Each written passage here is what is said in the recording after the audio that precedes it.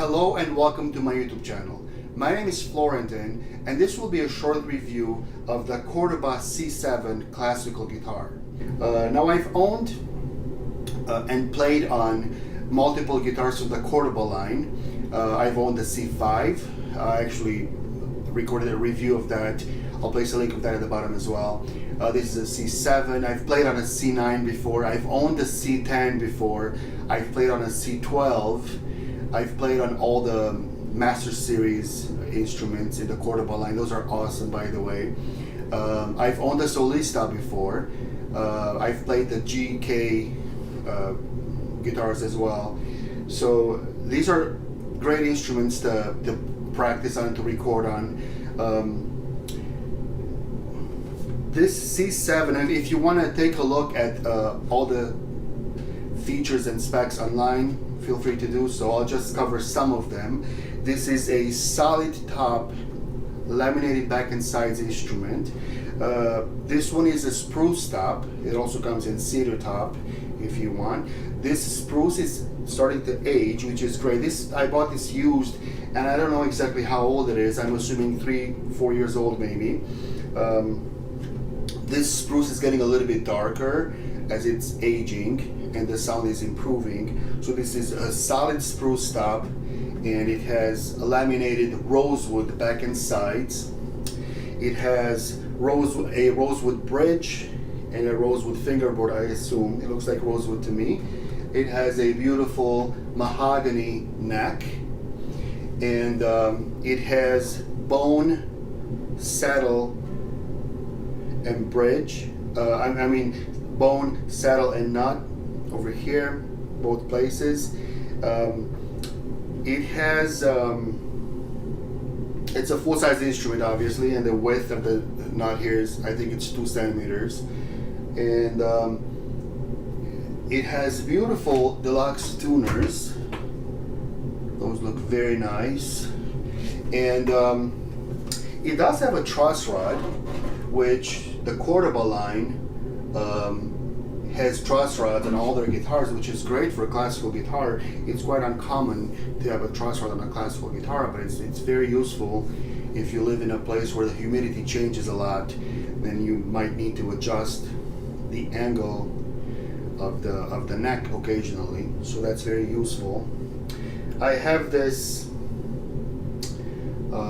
fitted with the D'Addario EJ45, which is my go-to strings, It does have fret markers if that's important to you. I don't know if you can see that in the shot there. I usually don't really care for fret markers, but they're there if you need them. The sound is really good. I'll just play a couple of examples, an arpeggio example and a rest stroke example for you. Here's a few arpeggios for you to listen to. Let me see if I'm close to being in tune.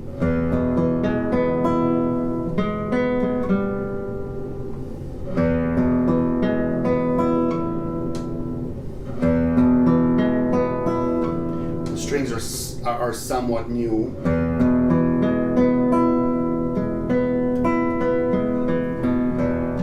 Close enough, I guess. So here are some arpeggios.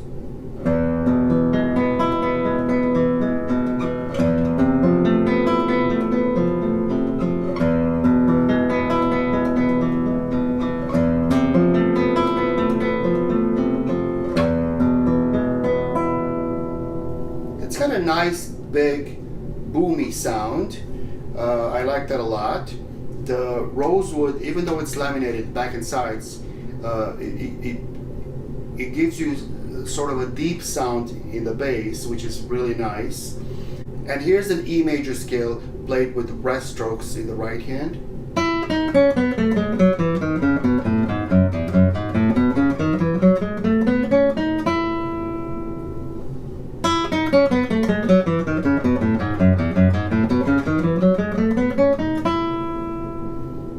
Alright, so overall I'm very happy with this instrument to practice on.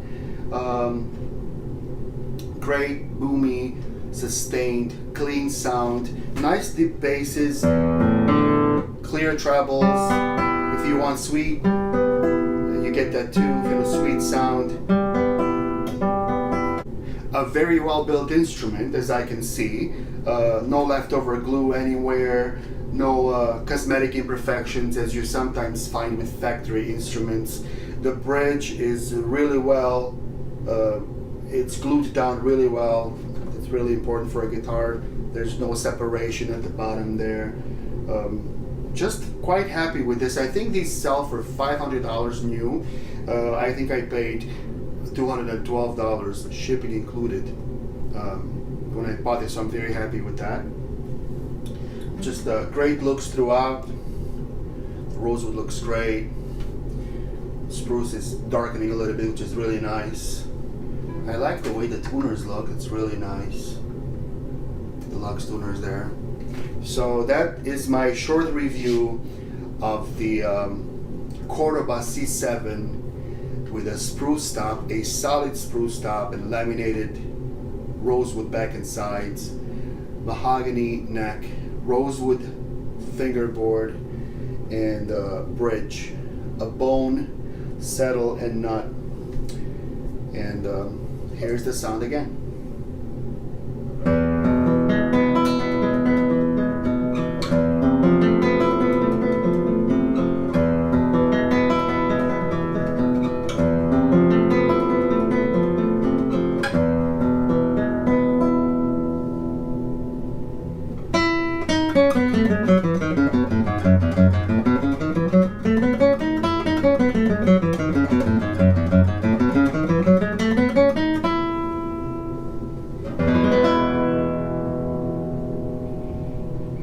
Alright, thank you for watching my video. Give it a big like if you liked it. If you're not subscribed to my channel, you're more than welcome to do that. Thank you very much for that, and see you in the next video. Have a nice day.